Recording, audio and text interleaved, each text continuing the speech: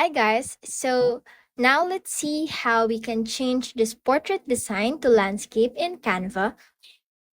Actually, there are two ways for non-pro users and for pro users. For the pro users, we can click on this resize option and then we can click on the browse by category custom size. So now we will just change the width to height and then the height to width.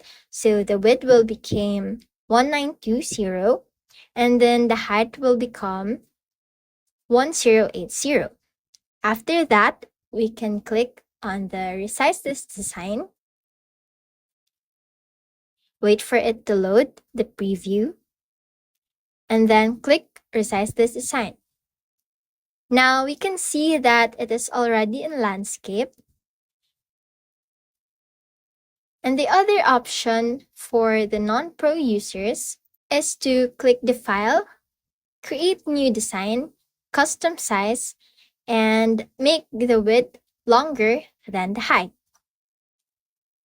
So 1920 for width and height is 1080. Create new design. So now we have landscape. And if you want to copy your work, you can click copy from the other file and then paste it onto the landscape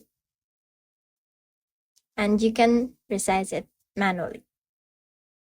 So that's it. That's how you can resize or make a portrait design to landscape. See you soon!